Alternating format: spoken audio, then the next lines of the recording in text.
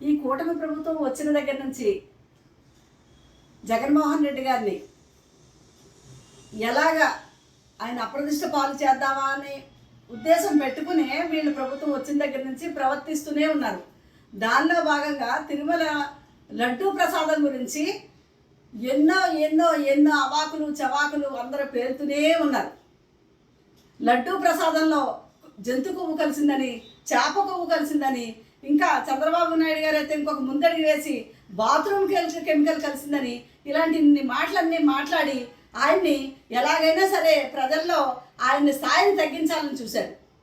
ఇంకా పవన్ కళ్యాణ్ గారు అయితే ఇంకొక ముందడుగు వేసి విజయవాడ కనకదుర్గమ్మ గుడిమెట్ల కింద నుంచి పైకి కడిగి తిరుపతి వెళ్ళి ఒక మీటింగ్ పెట్టి ఊగిపోతూ ఈయనేదో చాలా తప్పు చేశారు అని జగన్మోహన్ రెడ్డి గారి గురించి చెప్పాలని చూశారు.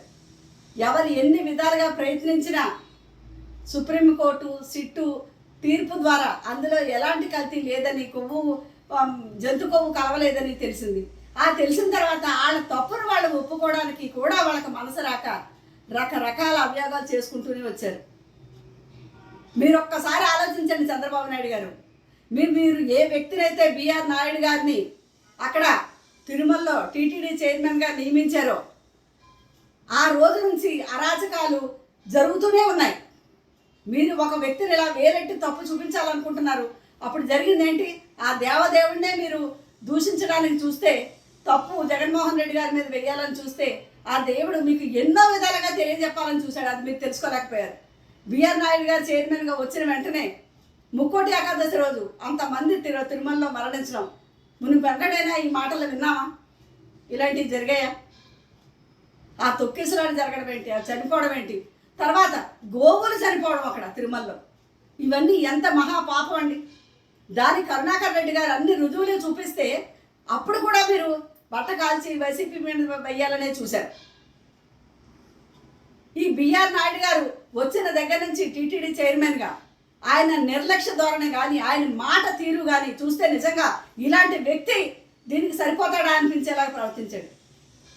ఆయన అక్కడ మాట్లాడతారు, ఈ టీటీడీ చైర్మన్ నాకేమన్నాదా, నాకు చాలా వ్యాపారాలు ఉన్నాయి, ఇదేమన్నా దీని మీద నాకు వస్తుందని ఎంత నిర్లక్ష్యంగా అది వ్యాపార ధోరణిలోనే మాట్లాడారు. ఆఖరికి భాగవతాల గురించి కూడా ఎంతో చీప్గా మాట్లాడారు. అంటే ఒక హిందూ అయ్యుండి ఇలాంటి వ్యక్తిని మీరు టీటీడీ ఎంతో అత్యున్నతమైన ఆ పదవిలో కూర్చోబెట్టారు. ప్రపంచవ్యాప్తంగా ఉన్న తెలుగువారు కానీ ఎంతో మంది ఆరాధ్య దైవమైన తిరుమల తిరుపతి దేవస్థానానికి చైర్మన్గా ఇలాంటి వ్యక్తిని నియమిస్తారు. దానికి చాలదన్నట్టు ఈ 2 రోజుల నుంచి కూడా బిఆర్ నాయుడు గారి మీద వచ్చి అభియోగాలన్నీ మీరు చూస్తూనే ఉన్నారు. ఇందులేఖ అనే ఒక ఆవిడ రాసిన లెటర్లన్నీ కూడా సోషల్ మీడియాలో అన్నీ వచ్చాయి.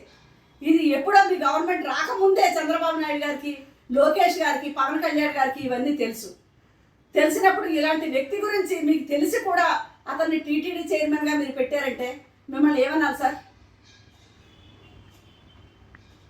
వైసీపీ హయాంలో టీటీడీ అక్కడ జరిగిన చిన్న ఒక వ్యక్తి ఫోన్ సంభాషణ గురించే అతన్ని సస్పెండ్ చేశారే.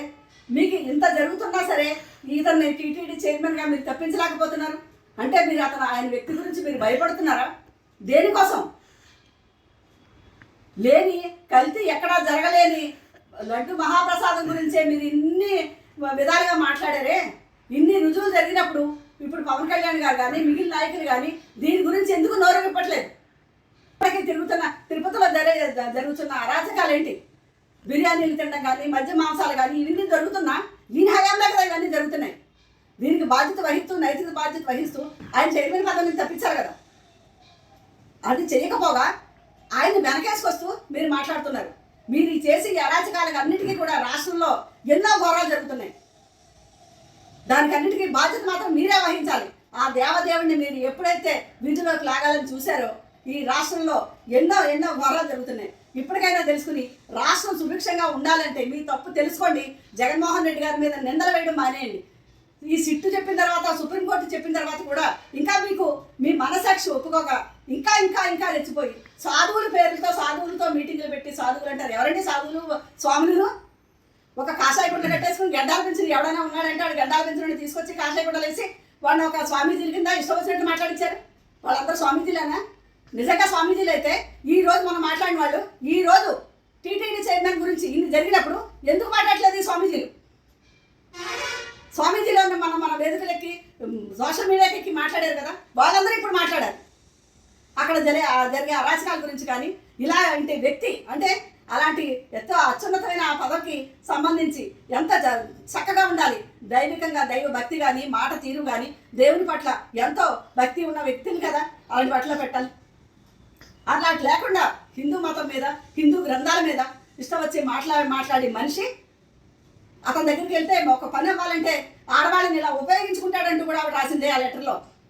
అలాంటి వ్యక్తిని ఇంకా అలాంటి పదవిలో ఉంచినందుకు మేమందరం సిగ్గుపడుతున్నామండి. ఎందుకంటే ఇలాంటి వాడిగా ఇచ్చారండి. ఇప్పటికైనా తెలుసుకుని ఆ వ్యక్తి నుంచి పదవి నుంచి తొలగించి ఆ దేవదేవుడికి క్షమాపణ చెప్పుకుని మీరు ఒక మంచి వ్యక్తిని టీటీడీ చైర్మన్గా నియమిస్తారని రాష్ట్రాన్ని సుభిక్షంగా ఉండడానికి మీరు ప్రయత్నించాలని మరొకసారి మీకు విన్నపించుకుంటున్నాను.